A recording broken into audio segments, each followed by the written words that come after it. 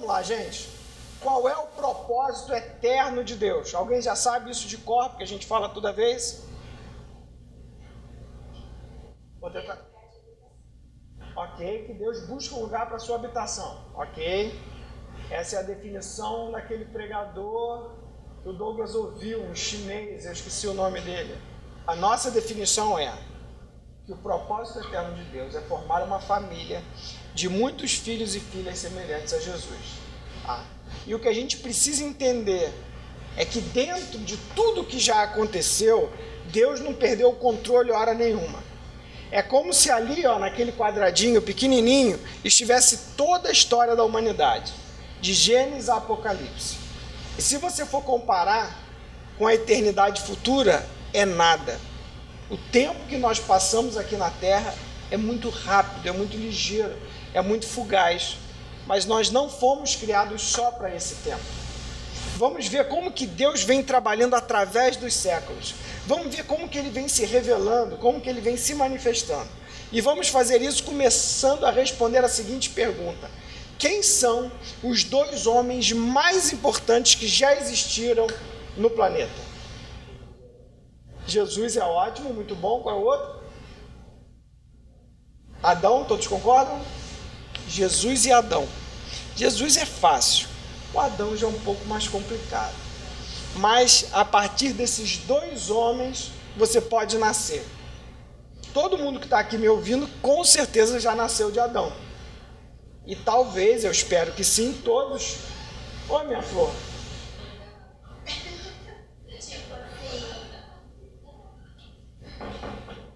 E eu espero que muitos aqui já tenham nascido a partir do Espírito, que seria o nascimento de quem nasce em Cristo. Olha lá, mais ou menos um resuminho rápido. Criação e queda, dilúvio. Aí você vem a época dos patriarcas, Moisés, nova aliança, e aí vem a cruz. Repara que a cruz divide a nossa história. E eu diria que a cruz define essa questão do propósito passado, da eternidade passada e da eternidade futura. A cruz é esse marco que define a encarnação. E não existe nada mais complicado de entender, na minha opinião, do que a encarnação. Como é que um Deus eterno, glorioso, que criou tudo do nada pelo poder da sua palavra, que não tem limitação, que conhece tudo, que é gigantesco, que é maior do que o universo, como que ele aparece, como que ele nasce dentro do ventre de uma mulher. E como que esse Deus vem numa família humilde, como que esse Deus morre no meu lugar e no seu lugar. Esse é o mistério da encarnação e da salvação. A partir daí, da cruz, nós temos uma fase que é chamada de a plenitude dos gentios, que é essa fase em que nós vivemos. Até ali nós vemos como Deus vem fazendo aliança com homens específicos, como que ele vem afinando a aliança. Adão é uma aliança ampla, depois ele escolhe um homem, Abraão. A partir de Abraão, vem os seus descendentes, vem o povo de Israel, vem o rei Davi, até que em Cristo a aliança passa a ser de alcance mundial. E todos os gentios, inclusive a gente, me permitam dizer que moramos nos confins da terra, porque pensa bem, Israel e aquela área ali do Oriente Médio, aquilo ali já foi o centro da civilização. Nós somos um país de indígenas, com poucos, o que aí, 2 milhares de anos, se muito, né? E o evangelho chegou até nós porque nós estamos na plenitude dos gentios, essa época da igreja. Depois vai haver uma intervenção explícita de Deus, onde as promessas que ficaram pendentes da primeira vinda de Cristo vão se cumprir, e finalmente o julgamento e o final dos tempos. Essa matéria, ela não é uma matéria que a gente vai se aprofundar em assunto nenhum. O nosso objetivo é ter essa visão de fora do plano de Deus e procurar se situar aonde Deus está agindo hoje.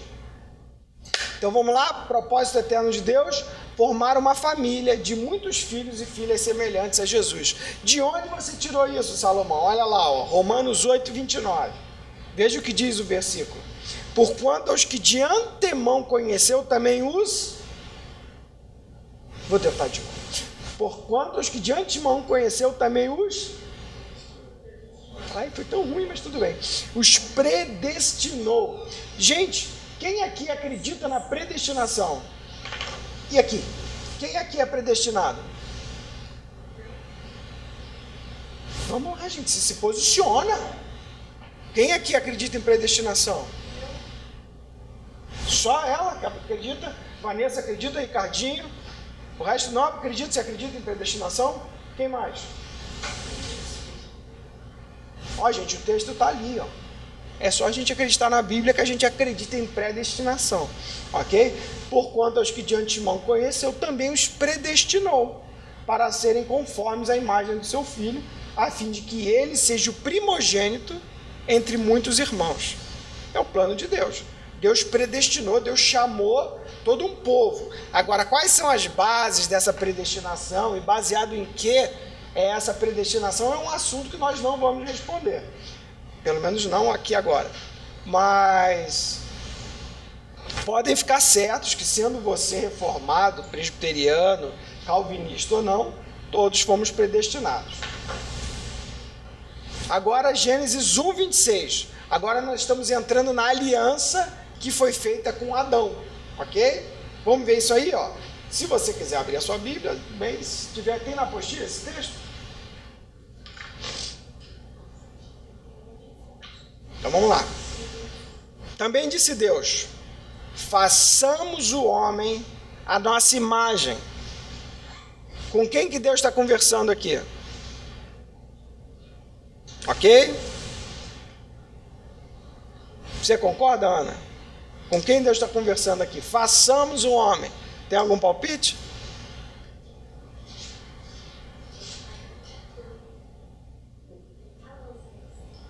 Façamos, ele está no plural por quê? Isso, porque Deus é uma comunidade. Deus é Pai, Filho e Espírito Santo. Então Deus já se relaciona sendo Deus. E ele propõe. Por isso que talvez o homem não tenha sido criado para viver, mas para conviver. Tá? Façamos o homem à nossa imagem. Conforme a nossa semelhança, tenha ele domínio sobre os peixes do mar, sobre as aves do céu, sobre os animais domésticos, sobre toda a terra e sobre todos os répteis que rastejam sobre a terra. Repara que enquanto Deus profere a sua palavra, ele estabelece os termos da aliança. Criou, pois, Deus o homem, Adão, à sua imagem. A imagem de Deus o criou. Homem e mulher os criou. Repara que a criação só está pronta quando tem o homem e a mulher. Então, assim como Deus é uma comunidade, assim também o homem é uma comunidade. Tá? É homem e mulher. Essa primeira palavra aí, Adão, ela quer dizer raça humana, ok? Ela está se referindo, criou, pois, o homem à sua imagem. O homem o quê? Homem e mulher.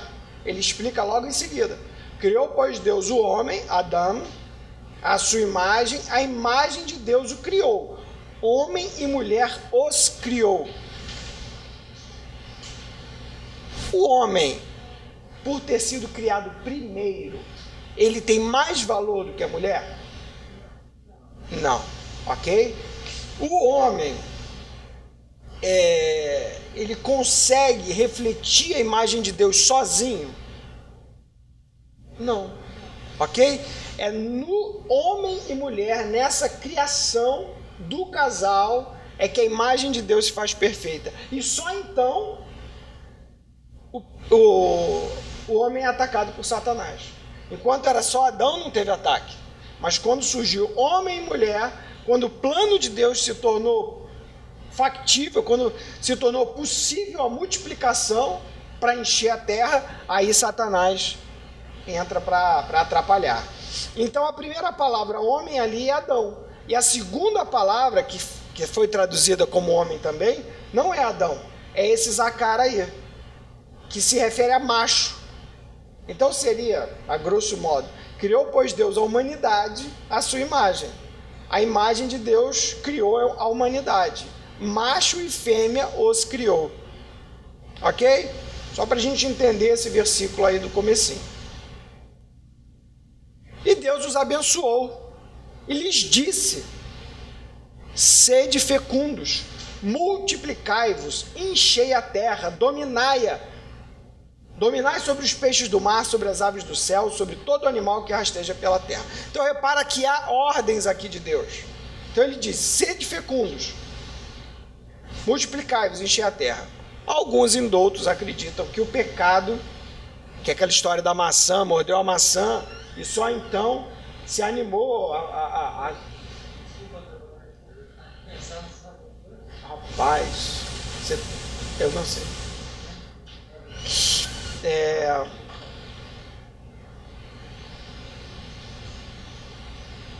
Alguns acham que aquela história de morder a maçã, que uma vez que Adão mordeu a maçã, que a Eva mordeu a maçã, então os olhos dela se abriram e ela fez sexo com Adão. Nada mais longe da realidade, porque você vê aqui que muito antes da queda, a ordem é: sede fecundos, multiplicai-vos, enchei a terra. Então, o relacionamento sexual está previsto muito antes da queda. É uma tontice aí do mundo, aquela maçãzinha mordida de motel, uma coisa que não faz o menor sentido. E repara que a ordem continua. Então ele fala: sede fecundos, multiplicai-vos, e ele fala: sujeitai-a, dominai. Essas são as ordens e os direitos que Deus dá para o ser humano. Então, a aliança com Adão pode ser aí resumida, colocada de uma maneira fácil. Os seres humanos devem espelhar, ok? Deus não fez o homem à sua imagem e semelhança?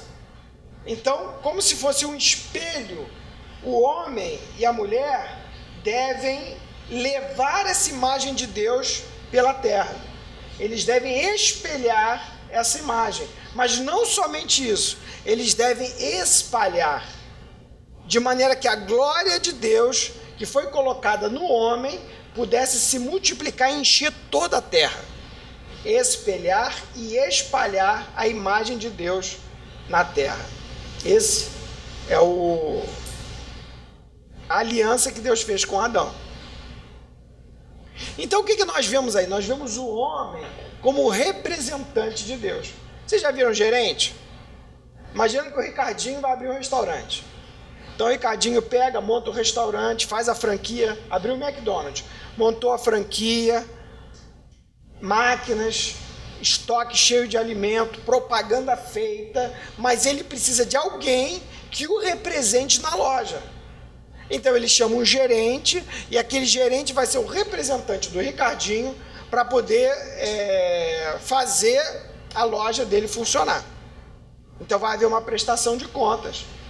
Então o homem é colocado como um gerente de Deus, como um representante de Deus na terra. Deus é espírito. E ele estabeleceu o quê? Eu vou governar a terra. Como? Através do homem que criei a minha imagem e semelhança. É assim que eu vou governar a terra. Viu Deus tudo quanto fizera, e eis que era muito bom. Então vamos entender, gente. Embora Deus já soubesse que haveria necessidade da cruz, seu projeto original era fantástico. É ou não é, gente? Ainda hoje, um monte de bicho extinto, com um pouquinho de mato que sobrou, você passa e vê qualquer pedacinho da criação e não tem como não ficar admirado, não tem como não ficar boquiaberto. Hoje eu estava chegando de carro para casa e tinha um arco-íris. Eu falei: gente, que é isso? Todo dia um pôr do sol, um espetáculo que Deus faz diariamente, né? O projeto original de Deus é perfeito. Alguns médicos chegam a dizer que eles não sabem por que o ser humano morre. Que fenômeno é esse do envelhecimento? Porque parece que o projeto do corpo humano é tão fantástico que não combina com o envelhecimento. Olha lá então como é que vai ser a nossa visão sistêmica. Eternidade passada, eternidade futura. Você tem uma era que veio antes do dilúvio e você vai ter depois a era das eras, que vai vir depois da segunda vinda de Cristo. Ok? Você não tem esse gráfico, certo? É isso, você deve desenhá-lo, divirta-se. Tá bom? Repara que nessa era aí pré-diluviana, quando chegar no dilúvio, a gente vai falar mais perto. Mas quem vivia na época de Noé nunca diria que ia terminar uma era. E eu creio que nós estamos na pontinha da era presente lá. Só aguardando a segunda vinda para uma nova era que vai começar. É maldade a mudar? Para vocês poderem copiar. Mas eu mando, eu boto depois. Pois não, querida Jaqueline? Fique à vontade. Olha lá. Eu volto. Então veja bem, qual é a ordem que o Senhor deu para Adão? Está lá em Gênesis 1, 16 e 17. Não, Gênesis 2, 16 e 17. Diz assim: e o Senhor Deus lhe deu a ordem: de toda árvore do jardim comerás livremente, mas da árvore do conhecimento do bem e do mal não comerás, porque no dia em que dela comeres, o que fala? Certamente morrerás. Dizem que no original está escrito morrendo, morrerás. Usa o gerúndio e novamente repete, morrendo, morrerás, que é uma maneira do hebraico enfatizar o que acontece. Agora a gente pensa, quantas espécies de árvores havia à disposição do homem?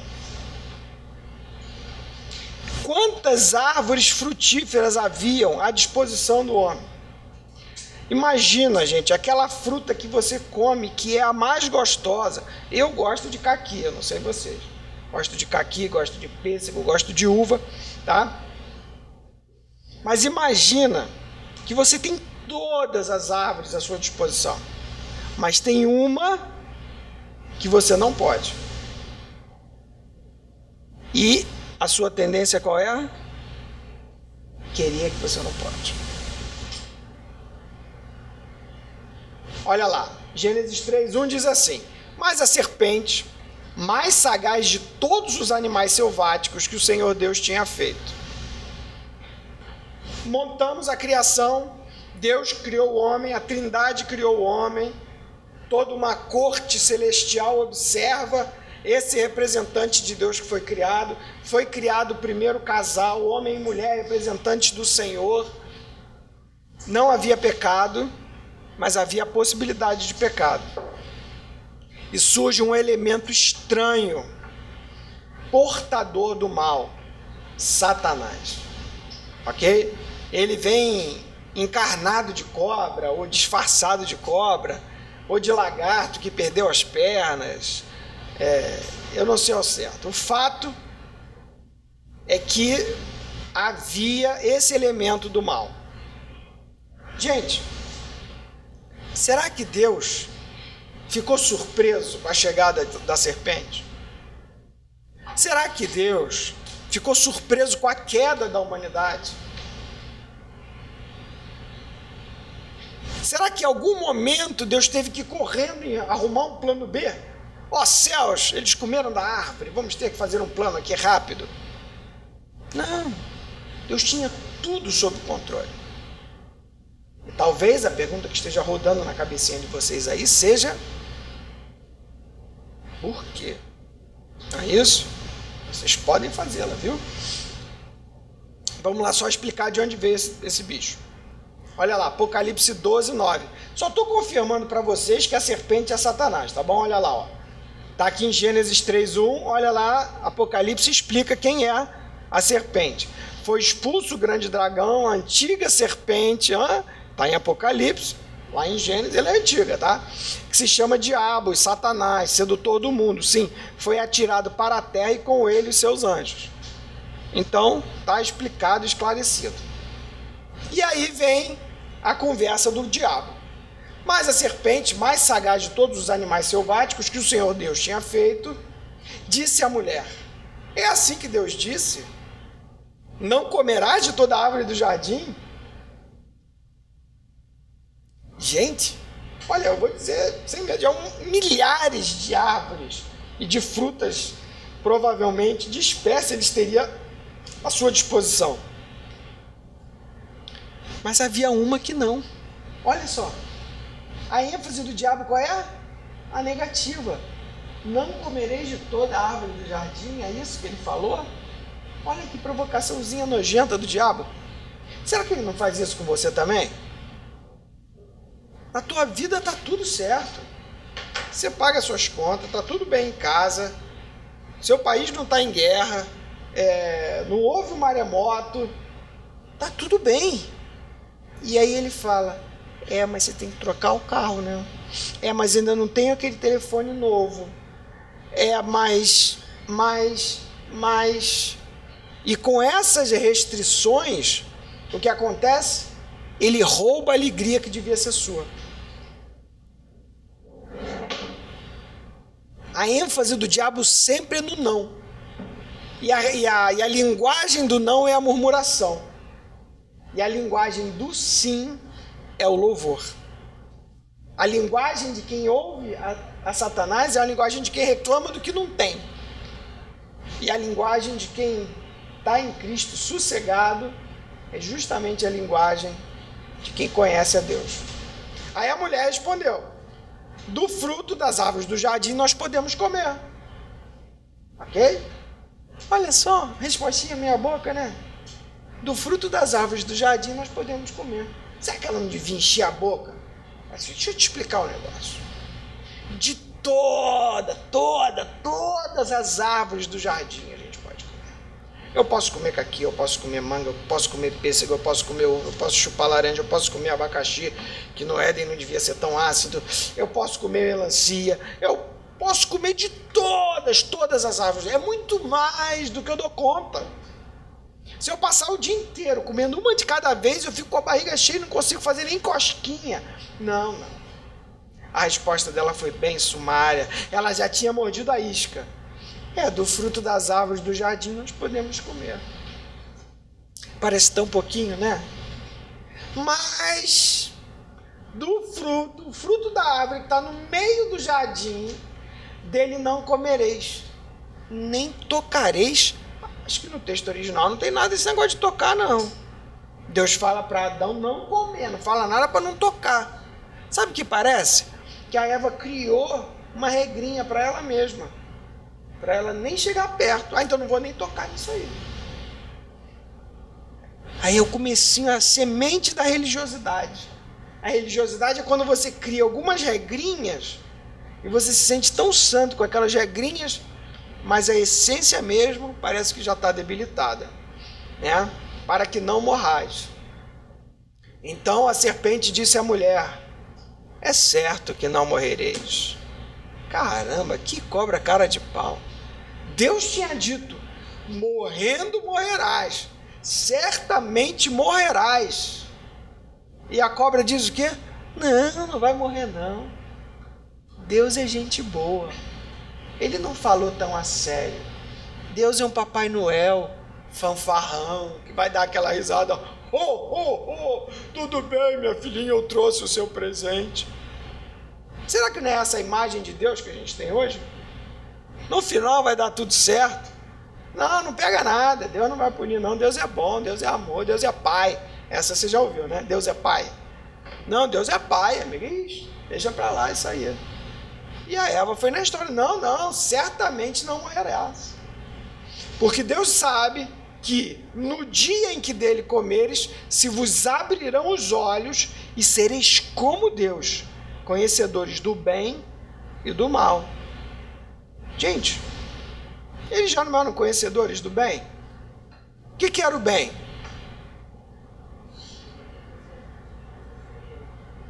Isso, fazer o que Deus mandava: crescer, se multiplicar, curtir a terra, né? Curtir a bicharada, pular nas costas do urso, né?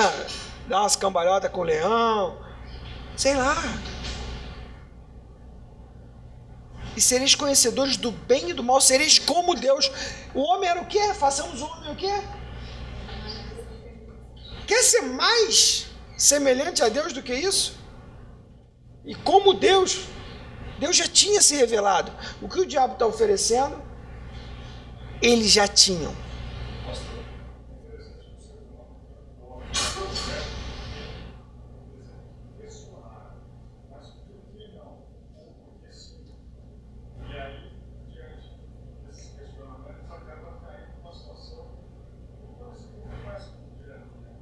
Verdade, é isso mesmo, o tempo todo, né? Parece que essa semente do Adão e da Eva, que ali estava latente toda hora.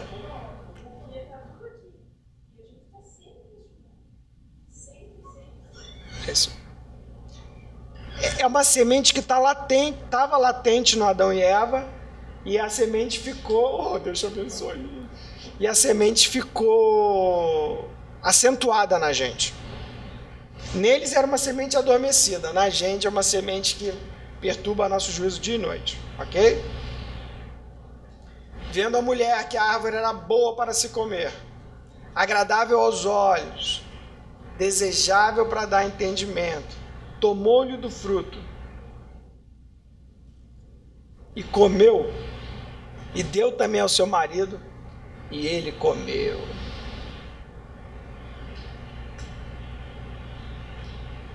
Alguém quer ler o 3,7? Alguém está com a Bíblia aberta, não?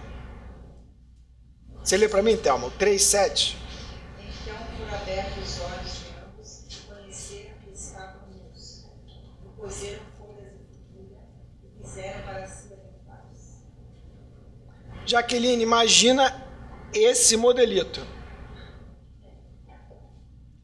Imagina o primeiro modelito, primeiro designer de modas. Adão e Eva montaram um figurino de folhas de figueira. Gente, existe coisa mais patética do que você ficar se escondendo com umas folhinhas. Essa roupa de folha é a primeira tentativa humana de resolver sozinho o problema do pecado. Roupinha, eu estou nu, eu pequei. O que eu vou fazer para me esconder? Eu resolvo, eu dou um jeito. Não é isso que a humanidade faz? Não, eu tenho aqui minha santa padroeira. Eu acho que o certo é a reencarnação, porque é uma questão de justiça. E cada um escolhe uma religião para si. O homem quer providenciar um meio dele lidar com o seu pecado sozinho. Além de pecar, ele ainda diz, deixa que eu resolvo. Deixa comigo que eu agora vou me tornar designer de moda com folha de figueira. Eu vou me esconder. Pode falar, Patrícia. Não consegue alcançar isso aí. Isso aqui dele se cobrir é figurativo? Eu acredito que não.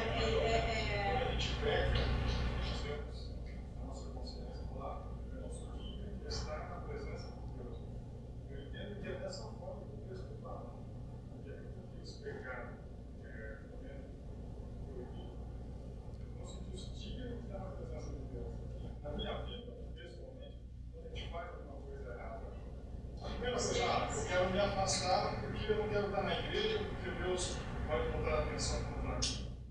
Eu penso que é nesse raciocínio que eu falo e acontece. Eu creio que está corretíssimo isso. A questão é que eu acho que o homem se envergonhou da mulher também.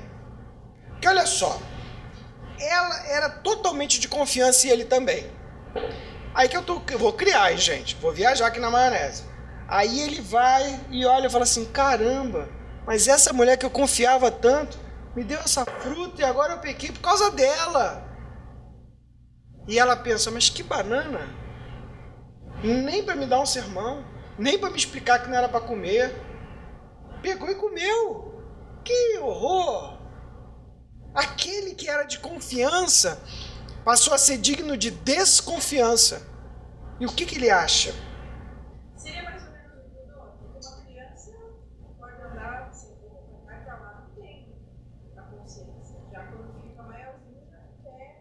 se cobrir. Seria mais ou menos isso. Sim, sim. Eu creio que é a desconfiança. Eu antes estava bem com ela, agora eu não estou mais. Alguns teólogos afirmam que Adão e Eva eram gloriosos, que havia um brilho neles. De maneira que como se a roupa fosse o próprio brilho, a própria glória de Deus que brilhasse neles. Tudo especulação, gente, não dá para saber direito, tá? Outros teólogos afirmam o seguinte, que talvez as partes que eles resolveram tapar fossem as partes que seriam as causadoras da multiplicação daquele pecado. Também não dá para saber, ok? Mas são algumas teorias que trabalham aí em volta desse assunto. O fato é que o homem resolveu lidar sozinho com o problema do pecado. Quando ouviram a voz de Deus que andava no jardim pela viração do dia, como o Rodrigo falou, esconderam-se da presença do Senhor.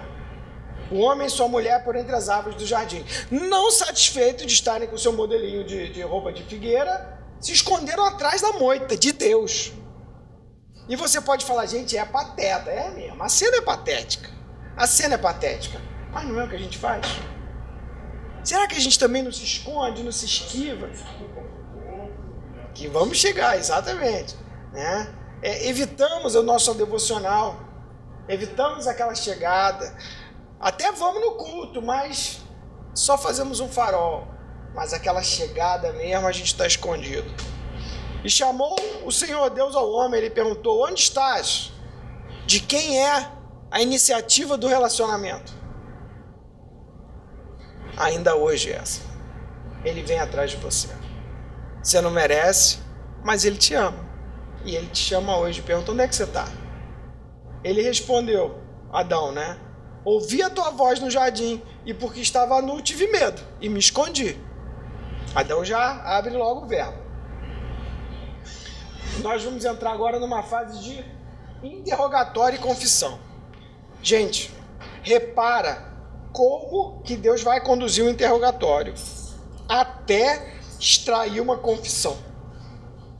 Enquanto não existe confissão, não existe remissão. Sem confissão, não há remissão. Olha lá então. A gente tem que ler o texto, porque eu não botei não. Ou botei? Não, não botei. Vamos ler então o texto, vai. Gênesis 3:11. Alguém pode ler para mim? Gênesis 3:11. Quem disse que você está nu? Perguntou o Senhor a Deus. Você comeu da fruta da árvore da qual eu proibi de comer? Ok, então vamos lá. Será que Deus não sabe as respostas? Claro que ele sabe. Então ele está conduzindo as perguntas para levar o homem a chegar a uma conclusão, né? Quem te fez saber que você estava nu? Você comeu da árvore que eu te falei para não comer? Paola, lê para mim o 12, 3:12.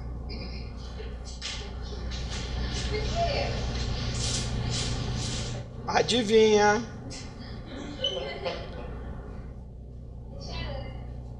Vamos lá, Paola.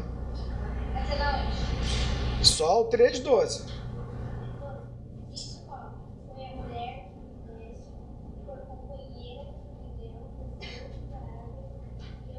Gente, que cena feia, né? Olha só.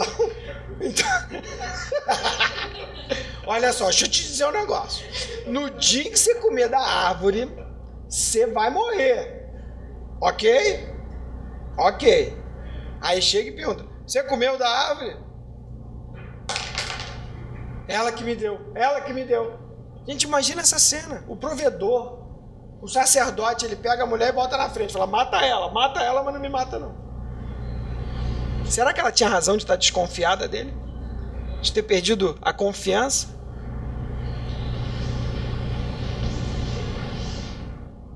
Disse-os... Ah, sim, então ele fala, ó, a mulher que me deste por esposa, né, ela me deu da árvore e eu... O que é isso? Confessou. Repara que Deus não conversa mais com Adão. Ele falou que comeu? Beleza, deixa eu agora conversar com a Eva. Então vamos lá. Dagmar, lê para mim aí o 13. Então assim Deus perguntou à mulher, por que você fez isso? E eu o quê? Confessou. Falou que foi o problema lá da serpente. Imagina a cara da cobra. Eu não tenho ninguém para botar a culpa, né? Mas tudo bem. Repara que Deus não vai fazer interrogatório na cobra.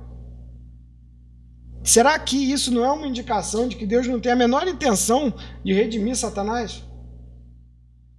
Porque se ele está conduzindo o interrogatório para Adão e para Eva, é porque ele vai providenciar para eles uma roupa, que é símbolo da redenção. Mas a serpente, ele não dá nem ideia. Ok? Consequências da queda. Tá lá, ó. Gênesis 3, de 14 e 15 fala assim, ó. Tu comerás pó todos os dias. O cara deve estar com fome, né? Tu comerás pó todos os dias da tua vida. Você vai ter a sua cabeça esmagada pela semente da mulher, pelo descendente da mulher. Então, ali, ela já é condenada. Alguns entendem que esse comer pó seria essa aliança tão profunda que Satanás tem com a nossa carne. Talvez por isso ele consiga mexer tanto com os teus sentidos, perturbar tanto, por causa dessa história de você vai comer pó, né? Porque para o homem fala do pó vieste, ao pó voltarás. E esse seria o alimento da serpente. E vai ter a cabeça ferida, ou seja, teu dia vai chegar, tua batata está assando. Para a mulher, ela ia ter dor de parto. Fala para mim, Sol. Será que existe alguma necessidade humana, fisiológica, que não seja agradável? Comer é agradável? Beber água? E no banheiro quando você está apertado? Aquela loucura. É extremamente agradável. Todas as nossas necessidades, elas têm pontos de prazer para você fazer aquilo bem, feliz. Menos uma. Mulheres, qual é? O parto. Que dói para burro, segundo me contaram. Não é isso? Olha lá. Eu imagino que até a queda, gente, eu acho que devia ser assim. Que loucura, nasceu. Um prazer, assim como as outras necessidades. Mas eu creio que esse é um dos problemas. Pode falar, querida. Não, falando só o normal. Sim, o outro dói depois, né? Pra você se recuperar da cirurgia. Não. Olha o que ele fala lá no 3,16. Vê lá, ó, 3,16. Lê para mim, Vanessa, 3,16. A mulher declarou: multiplicarei grandemente o seu sofrimento na gravidez, com o sofrimento você dará aos seus filhos. Seu desejo será para o seu marido, e ele a dominará.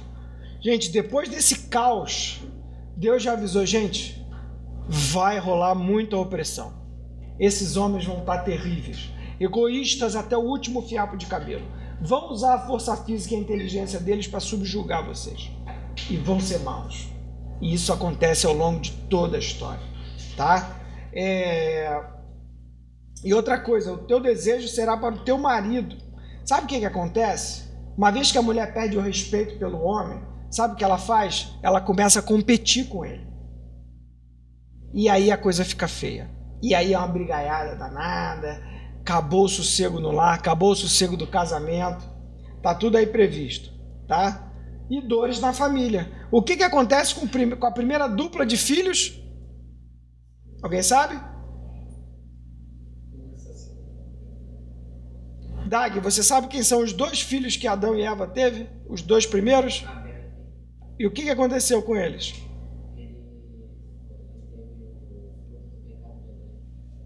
Sim, mas o que o Caim fez com Abel? Matou.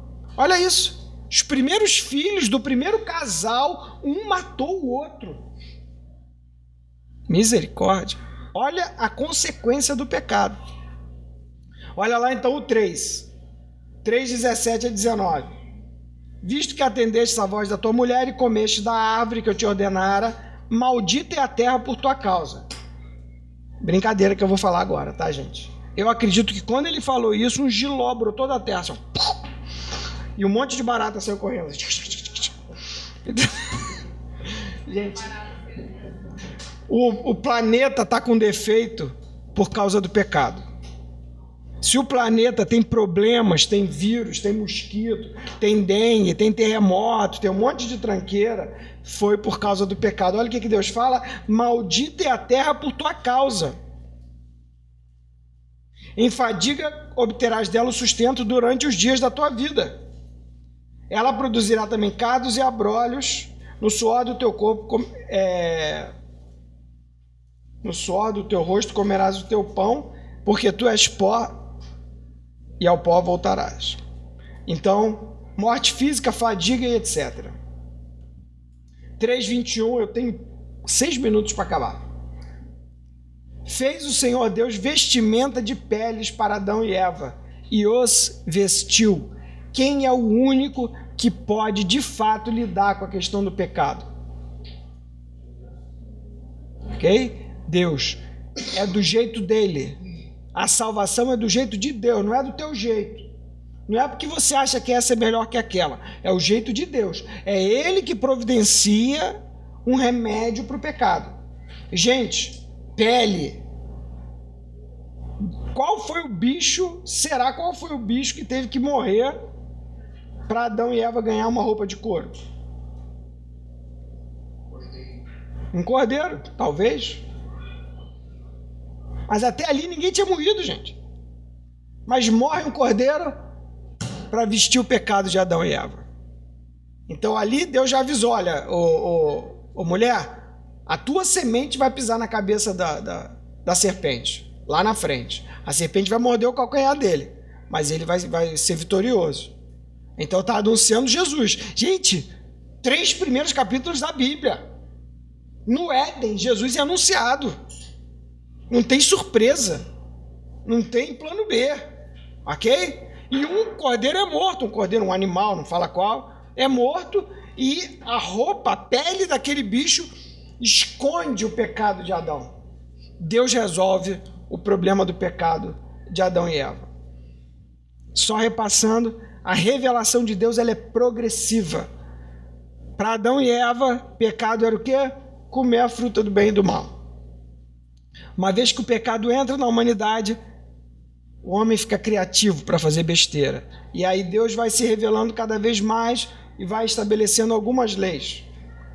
Uma questão que a gente não pode esquecer: Deus faz alianças e ele respeita as próprias leis dele. Gente, por que o mundo está do jeito que está? Por que tem se Deus existisse, o mundo não tinha tanta maldade. Por que o mundo tem maldade, gente? Porque Deus entregou a terra para o homem e ele ainda não pegou de volta. Vai pegar de volta lá naquela virada do gráfico que a gente viu, mas por enquanto ele não pegou de volta. Então por que está assim? Porque Deus não quer robô. Ele criou o homem com a possibilidade de errar. Para quê? Para que o homem voluntariamente o adorasse. É isso que Deus quer. Adoração voluntária. Representação do céu na terra voluntária. É isso que ele quer. E Deus vai saber julgar. Salomão, o que acontece com o índio que nunca ouviu? Não sei. E o tibetiano que nunca ouviu falar de Cristo? Não sei. Mas eu te digo uma coisa: eu sou mau e eu gostaria de aliviar a barra deles. Eu sou mau. Jesus fala: se vós que sois maus sabeis dar boas dádivas aos vossos filhos, Deus é amor e Deus é justiça. Ele sabe resolver.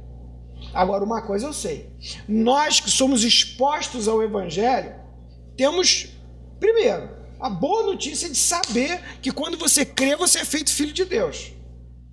E você é redimido. E se encaixa no propósito de Deus. Agora você pode voltar a representar Deus no planeta, porque Ele habita dentro de você na pessoa do Espírito Santo, e você pode trazer o reino de Deus aonde você trabalha, aonde você vai. Deus tirou o domínio do homem? Quem manda na terra hoje? É o leão? São as formigas, as aranhas assassinas? É o homem. Deus não revogou o direito do homem. O homem deixou de ser representante de Deus? Não, continua. O homem perdeu a sua autoridade? Não. Alguns acreditam que ele cedeu essa autoridade para Satanás, que enganou ele, ok? Mas de qualquer maneira, o que Deus combinou com Adão e com Eva continua vigente.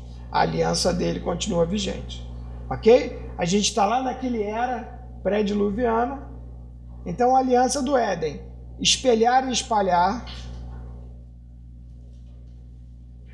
Ali Deus deu o aviso da redenção. Daí surgiu dor e sofrimento. E agora o homem e a mulher são sim imagem de Deus. Imagem e semelhança de Deus. Porém, manchada pela presença do pecado. Foi isso que aconteceu. Imagem e semelhança de Deus. Você vê quanta bondade ainda existe nas pessoas. E quanta maldade. Mas você pode ver em cada ser humano, ainda um resquício, uma pequena marca da imagem e semelhança de Deus. Amém?